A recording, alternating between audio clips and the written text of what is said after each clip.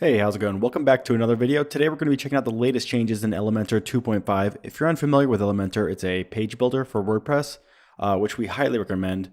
But for those who are familiar, you're probably watching this video for the latest changes. In version 2.5, there's a lot of exciting changes involving positioning and a lot of other things like that. So let's jump right into it. So here I have a footer that I'm editing, and I'm just going to make a few modifications using some of the new options. So the first thing that you can do is side-by-side widgets. Now, the biggest thing you may have noticed using the editor is you can't put things side by side. The columns are just up and down.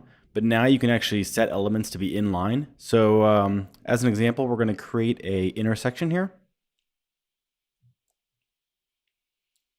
And typically you'd have to use two columns, but now we can just use one column. So we're going to delete this one. And we're going to put our elements in it here.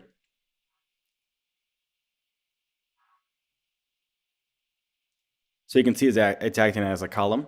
So we can go here and edit, go to advanced, and the new options show up here in custom positioning. So for width, we can select inline, and we're going to select that for the other element as well.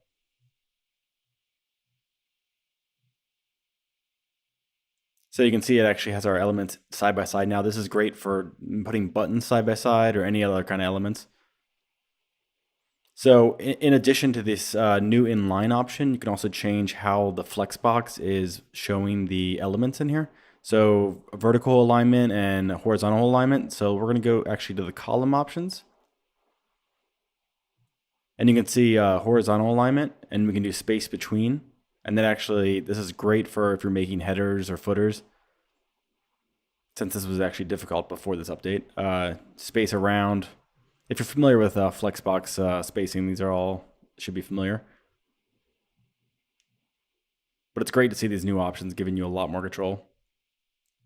You can also do vertical alignments. I don't think they work with inline elements, so that's why that's not showing up. So let's actually set those back to full width.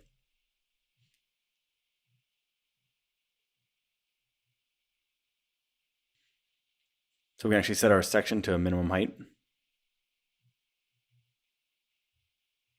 And then you can see how the vertical alignment options actually work here.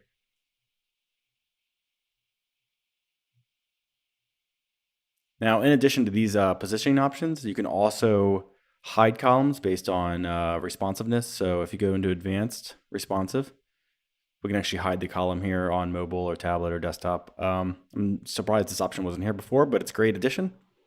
Now, one of the biggest changes in addition to those is absolute and fixed positioning. Now, if you're familiar with CSS, you know what that means, but it's nice to have the options actually built into Elementor. So you can find this in advanced and then position. So you can actually set something to absolute and select the area where it should be.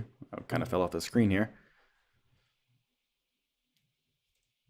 And you can actually pick it where it is. So if you want to overlay an area, that's a great way to do that.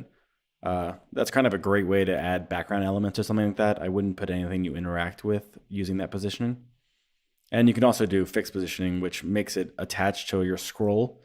So I think that's a great option for the pop-up option in Elementor. So you can add pop-ups that stay scrolled or add an element on a home page, for example, that's staying on the screen with the user. And one last change is in the editor, you can actually do columns now. So you can see here, I just set this to 2 columns.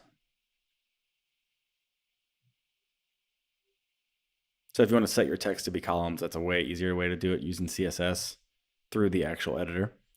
And that's it. That's all the changes in Elementor 2.5. Be sure to check them out, and they're definitely welcome changes. And be sure to read my review in the description.